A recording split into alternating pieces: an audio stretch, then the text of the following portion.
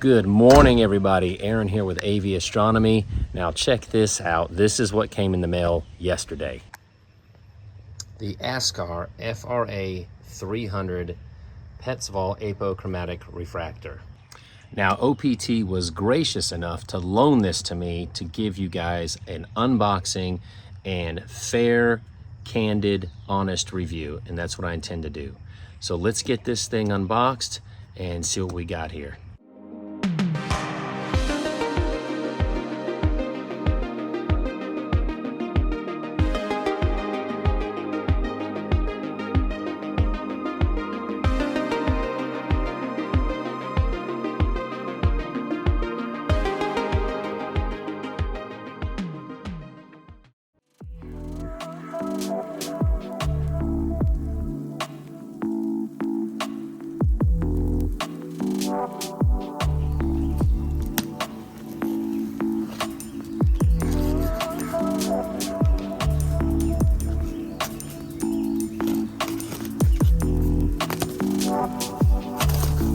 Okay.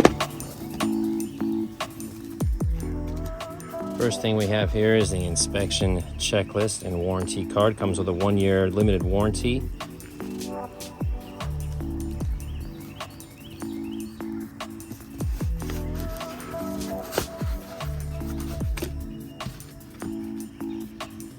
All right, here we go.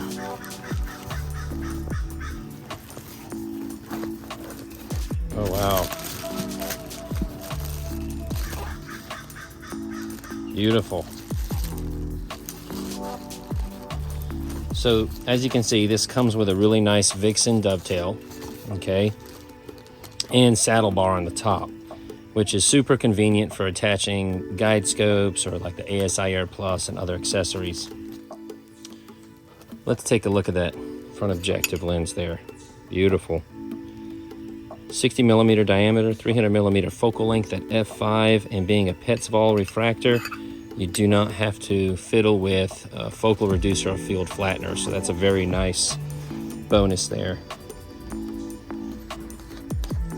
Comes with M42, M48, and M54 adapters for attaching cameras to your objective. And also, let me just say, the fit and finish on this scope is fantastic. Right up there with William Optics and other high-end telescope makers. Beautiful. This type of telescope will be fantastic as a more portable unit to take on the road and for chasing after those wide field targets like wide field galaxies, nebulae, and will do fantastic with those types of targets. This telescope has a 44 millimeter image circle, which makes it suitable for both large format cameras and APS-C cameras as well, to include digital SLRs. Only thing to do now is to get this beautiful scope mounted up on the GEM 28, and let's test the performance of this bad boy.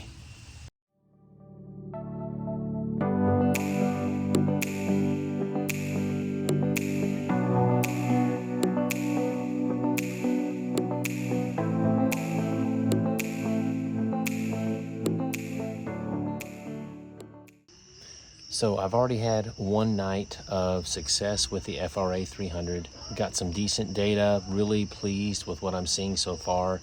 I'm hoping that the clouds hold off tonight so I can get another, hopefully hour and a half or so of HA data before I move on to getting some O3 data. Some thoughts on the scope so far since I've been using it. As I mentioned earlier, it would have been nice to have a batten-off mask, although I'm finding that the focus aid on the ASIR Plus is pretty darn awesome, and I have gotten excellent focus without even having to use the batten-off mask. So I wanted to give you my final thoughts and impressions on this awesome telescope from Askar. And after using it for a couple of nights, I found the telescope very user-friendly, very easy to use. I still feel like a batten-off mask built into the lens cap like William Optics has would be beneficial as well. After examining the fit files of HA data and O3 data that I gathered, which wasn't very much, but after reviewing that data, I found that this scope totally delivers on giving you a flat field. Edge to edge, stars were nice and round, so that was a huge plus.